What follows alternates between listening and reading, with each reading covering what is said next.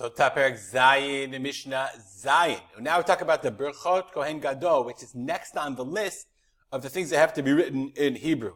Actually, it's really interesting that we're going to learn about the brachot of the Kohen Gadol. The Kahati writes in his introduction that it doesn't really say why we know these have to be in Hebrew. Like some of the Mishnah talk about, it has to be in Hebrew, and some of them just go through the list. For example, the brachat Kohanim is how they said the brachot.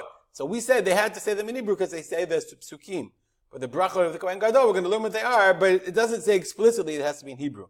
Moreover, it's important to point out, this Mishnah is exactly the same as the Mishnah that's in Yuma, chapter 7, Mishnah 1. So this is just a total repetition, but here, I guess Rabbi Yehuda Nasi felt appropriate to bring it in context because we're talking about reciting brachot in Hebrew. Says the Mishnah, brachot Kohen Gadol Keitzad, what would the brachot that the Kohen Gadol would do? The Bartanura says, B'Yom Kippurim, after he finished the avodah, he did everything in the Beit HaMikdash on Yom Kippur. After he did all the avodah, all the sacrifices, everything, Koreh Torah, he read the Torah, and recited 8 brachot, as we'll see. So he finished the avodah, and then Chazan HaKnesset, the Chazan of the Knesset, the Chazan was like the Gabbai, but they called him the Chazan. It's interesting, there was a shul in the Beit HaMikdash on Har HaBayit, so there was a guy who was in charge of like the Gabbai, etc. He called him Chazan.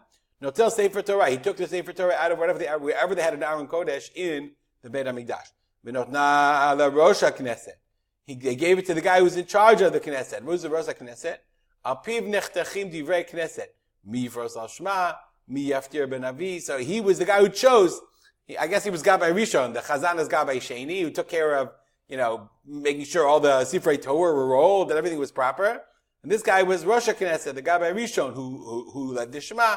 Mi yaftir ben avi, mi yired lifnei ateva. So he gave the Torah to the Rosh HaKnesset. The Rosh HaKnesset no la Sgan, and the head of the Knesset gave it to the Sgan Kohen Gadol. Okay, the assistant Kohen Gadol. Sgan no la Kohen Gadol. The Sgan will give the Torah. So there's like a whole process of who gave the Torah to who. The Kohen Gadol omed umekabel v'koreh v'omed. The Kohen Gadol stands umekabel. He receives the Torah, v'koreh omed, and he reads the Torah while he's still standing. We're going to see the only person who ever sat in the Beit HaMikdash was the Melech, was the king. We're going to see, okay, to everybody who's standing and listening. V'koreh acharei mot, and he reads acharei mot is the parasha that describes the avodah, and then he skips. That's Perek Tet Zayin of Vayikra, and then he skips to Ach Be'asor. Ach Be'asor is like the maftir in Parashat Emor.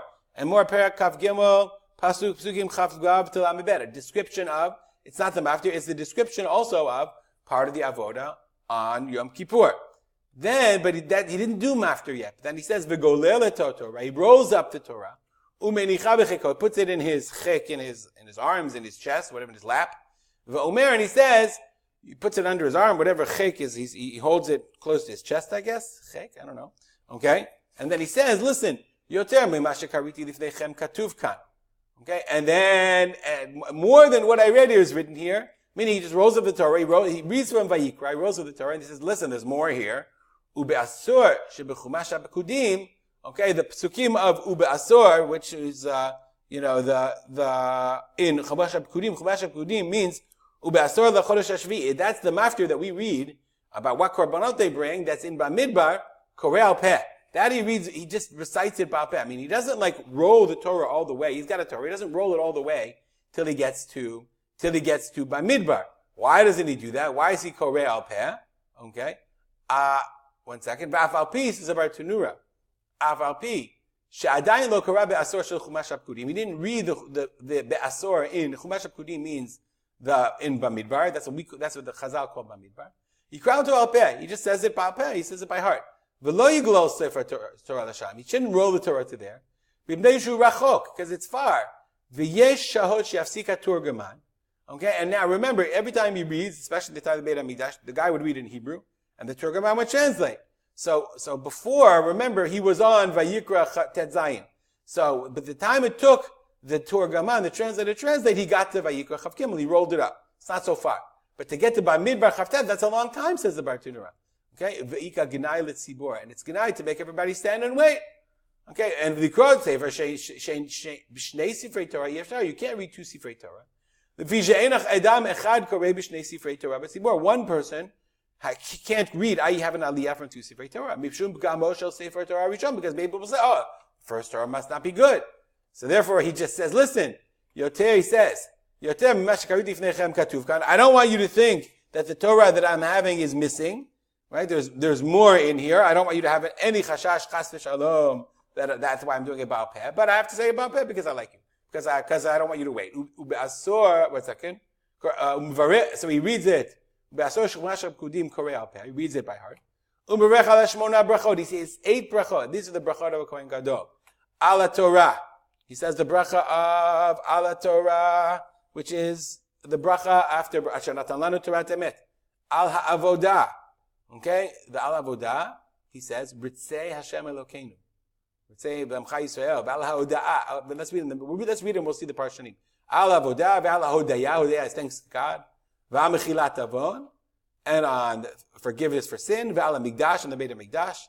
V'al Yisrael, V'al ha'kohanim. V'al shara tefillah, and Yisrael, the Kohanim, and the rest of tefillah. So let's read what the Bartuda says each one is. Torah bracha shel acharei shenatan lanu Torah emet v'chayelam tabtuchenu. Baruch atah Hashem notenu Torah. Al avodah zvitzei until hamachazir shchinato leTzion. V'al hodayah. Then he says modim. V'al mechilat avon atah bechartanu. Meaning it's like he's like a chazan. He starts saying all these brachot.